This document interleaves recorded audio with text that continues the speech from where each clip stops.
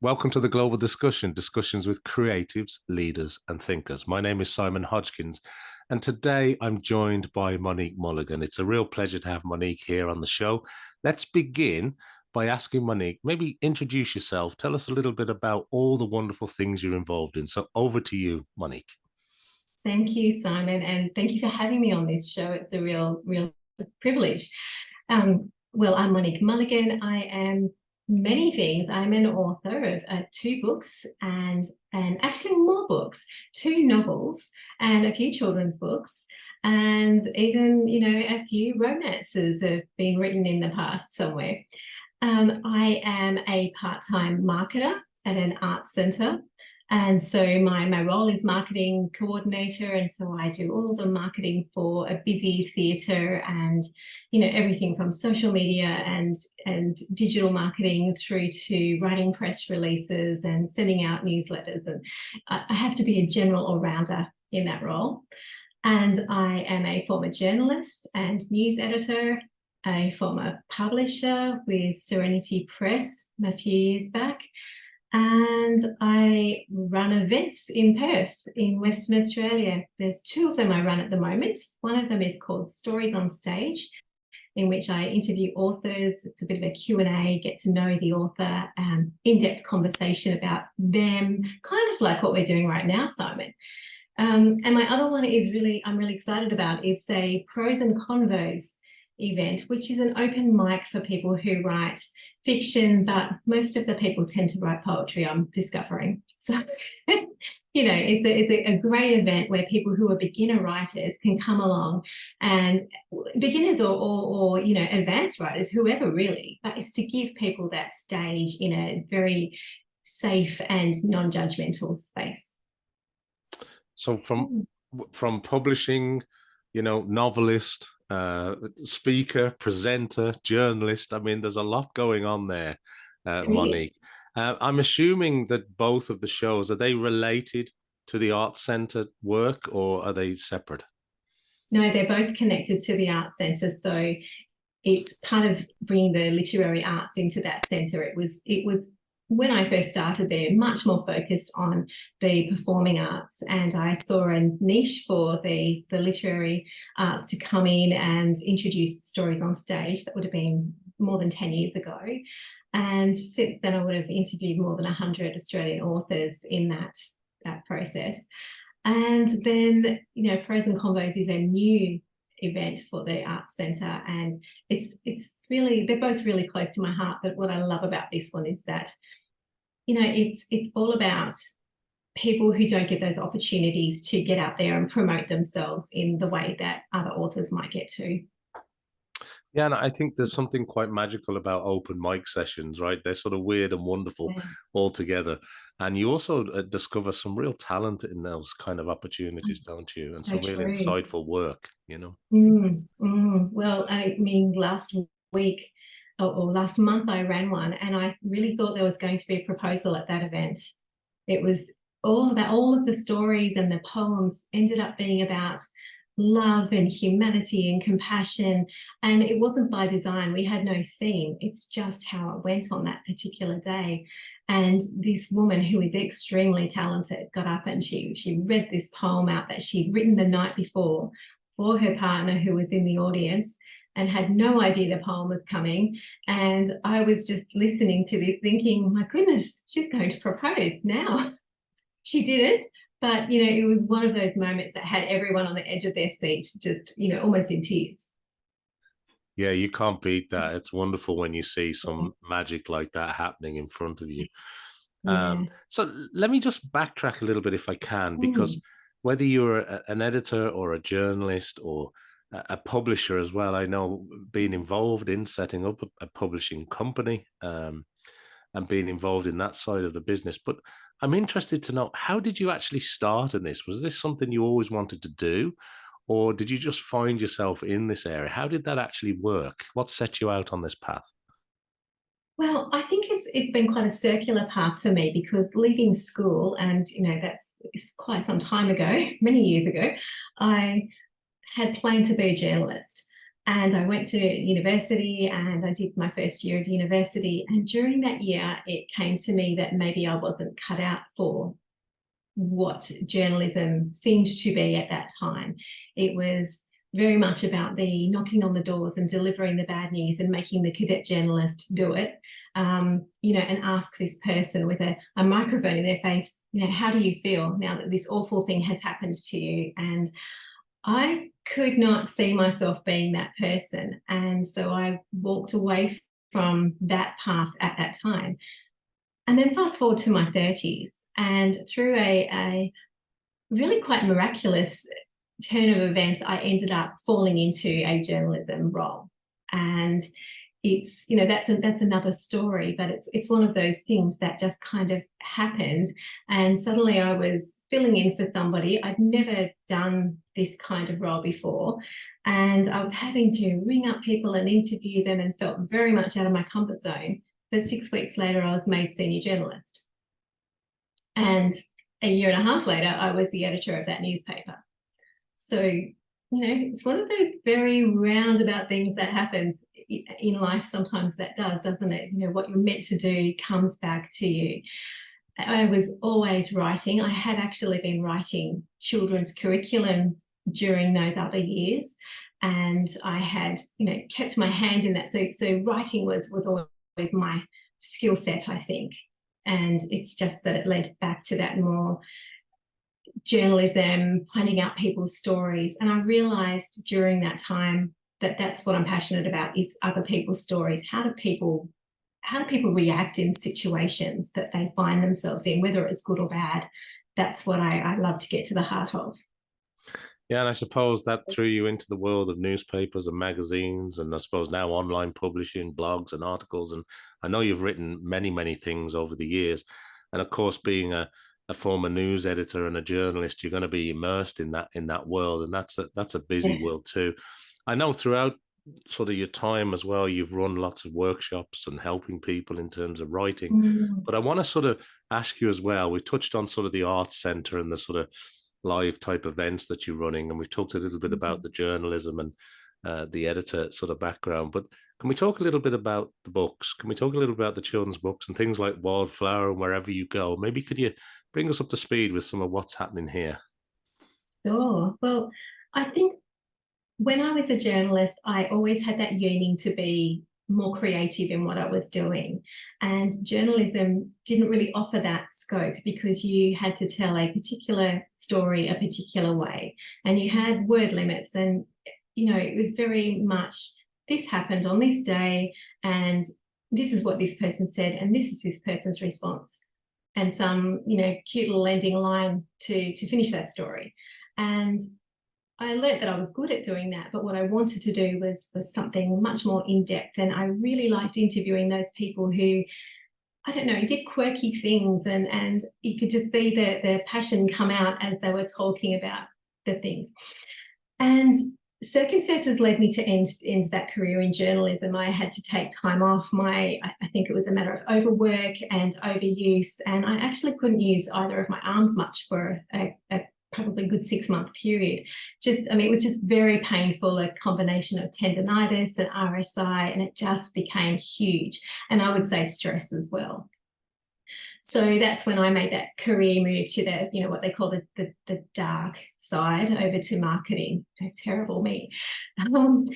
But that time when I was at home and I was unable to do my job, and I was on what we have over in Australia is workers' compensation. So I was being covered by insurance to recover at that time.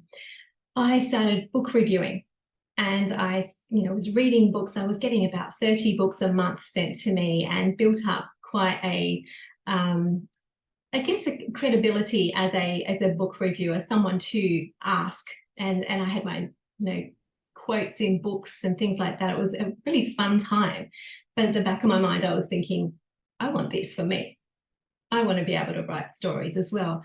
But I kept putting it off. It was more of a one-day thing. I had 4 teenagers at home. I had, you know, every excuse you can think of to not do what I wanted to do. And Julia Cameron in The Artist's Way talks about being a shadow artist. And it's that when you are kind of doing something similar to what it is you actually really, really want to do. So here I was reviewing other people's books and editing other people's books and launching other people's books, but never doing my own. And it was actually Karen McDermott over at Serenity Press who was very pivotal in kind of encouraging me, as well as my mother-in-law, who was also a news editor. They were both very influential in getting me to give it a go. And so I did. And I pulled out a children's story that I had, part written, and I rewrote it. And eventually Serenity Press published that book for me. And at the same time, I was writing these romances, short romances, which I never imagined myself ever writing before. But it was just a way to start. You need to find a starting point, and that was it for me. And slowly I started to work on a novel. That was Wherever You Go. And when that didn't immediately get published, I started to work on Wildflower. And I just went backwards and forwards between those two books until I was ready to take them down that next step on the path. So that's a very long answer, but it was always there inside me. I always wanted to do it, but it was a matter of giving myself permission to do it. No, it's wonderful, and it's great to hear. And sometimes, isn't it, when maybe you could say a little setback in life almost is a stepping stone to the next thing, isn't it? And we know Karen, we know Serenity Press. We've spoke to her here out on the Global Discussion. And it's wonderful to see how those worlds sort of intertwine, and whether it was, deciding not really to go down the journalism path, then finding yourself back in it, and then maybe, having to take some time out in life, which happens, from time to time in lots of people's lives. And then all of a sudden deciding, well, I'm doing a great job at reviewing everybody else's books. Maybe I should do this, maybe that little bit of encouragement, whether it was the mom-in-law, the mother-in-law, or a little bit about a publisher saying, look, we could do something here. It's amazing how things change and ebb and flow, isn't it? And you mentioned the dark arts, you mentioned marketing, and I suppose it sort of all joins up for me as you were talking there, Monique, because the theme running through everything is there's definitely the creative flair, right? There's the interest, the passion, the creativity, whether it's interviewing people on stage, or whether it is, the new sort of open mic sessions or the newer open mic sessions, or whether it's writing your own stories, or whether it's being involved more maybe in marketing than, say, earlier on. There's a creative theme to all of that type of work, isn't there? There is, very much so. And, underpinning it all is story, isn't it? Because, when I'm marketing, I'm still telling a story somehow. And then those skills that I use in my day job, I use to help me as an author, and, have used to help other authors. So it all does kind of connect really beautifully when you think about it. Even the skills I got from being a journalist have helped me in what I'm writing, have led me to contacts that got me newspaper articles, so it's all come about really, really well. But yes, creativity and story, I think, is at the heart of all that I do. Yeah, and I suppose in today's world where we're now living with AI and the amount of things that are being generated and created, good, bad, and extremely poor, depending on your viewpoint. But there's something about human engagement. There's something about telling a story. There's something about that creative nuance that runs through it, and the passion. And like you were talking about, the palpable sense of being on stage at an open mic, or turning the next page of the book to find out what happens. There's something very human about that storytelling connection. And I wanted to ask you, because you talked a little bit about a circular type of journey, and obviously the ebbs and flows of your career, and all the wonderful elements that you can now build on, and I'm sure help complement each other. But for somebody who's maybe starting out, or for maybe somebody who's struggling a little bit, or wants to become a writer or an author, or, to publish something, or isn't quite sure of what to do, do you have any advice, or have you been given any advice along the way that you think is helpful to share with people, Monique? Yeah, sure. I think there's a lot of great advice out there, and there's also some bad advice out there. So one tip of it, would be to really look for information that is going to help you on the journey that you are hoping to take. So if you're looking at self-publishing, find out who are the key people in that self-publishing field, and then follow them and learn from them. If you're looking at going to traditional publishing, follow authors who've been through that. They're often really generous in sharing their experiences, good and bad, and all the difficulties, and see what they have to offer you about their own paths. But then you have to find your own path. You can't be that other author who you might admire so much. Your path is uniquely your path. And I find that when you get caught up in comparison and wanting too much everything to be the same way that it is for that other person, you get disappointed. And the advice that sometimes is given, let's just say write every day, may not be the best advice for you in your circumstances. So you have to find what is best for you. And that might mean trying a lot of things. So there's another tip. Be open to trying lots of different things when it comes to being a writer. Whether it's, writing romances and short stories that you never thought you were going to write before, which I did. That's not the path I wanted to take for my future, but it was a really good starting place to give me confidence. Gosh, there's just so much I could offer in terms of advice. I think, follow authors, find a writers group and become part of that writers group and build a community around you. Go to, events that are writing events and start to see how this all works and see where you fit in that. Ask questions. Never be afraid to ask questions, even if you think they're silly. Listen to podcasts, read a lot, read books by writers about writing. It just goes on. There's so much. But the biggest one is to find out what works for you. Well, that's great advice, Monique, and thanks for taking the time to share that with our international audience today. And you touched on community there a little bit, and at least from my experience, and when I speak to many authors and people involved in the publishing world, there is a great community out there. And I know there are different genres and different, writers, etc. But I found it to be one of the most welcoming communities that are willing to share and help each other. And the more I sort of scratch the surface in this community, the deeper and wider it gets. I mean, it is incredible. And it's almost as though some people could sit outside of that and not even know it's there. And yet when you untap it or unveil it a little bit, there is kind of wonderful people and resources out there. So I'd love what you said there. Thank you very much for sharing that.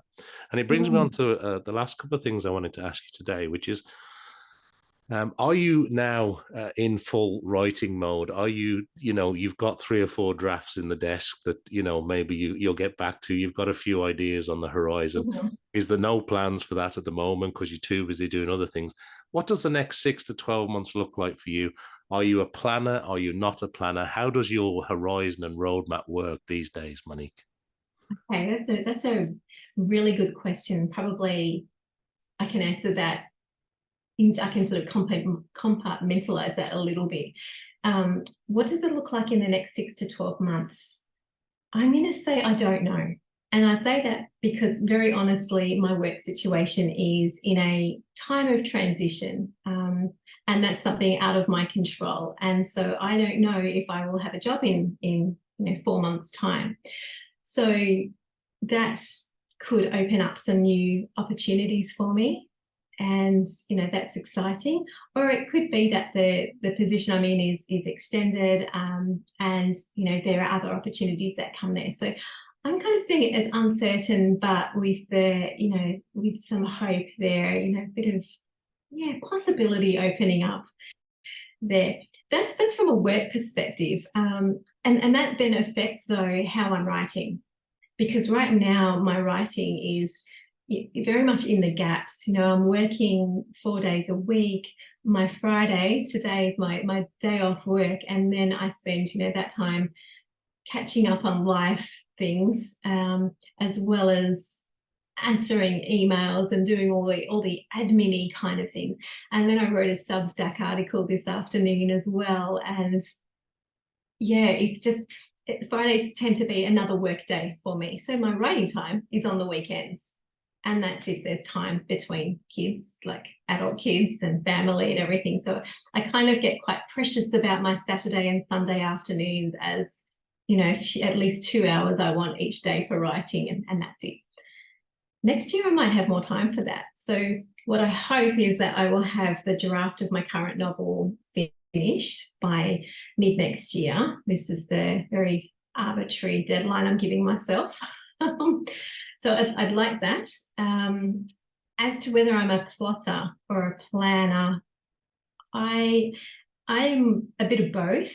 In my non-writing life, I'm very much a list person, a planner. I think ahead. I'm somebody who likes to start projects early and gets quite, you know, when you do group work, when you're working with a team and there's those laid back people, I don't know where you fit there.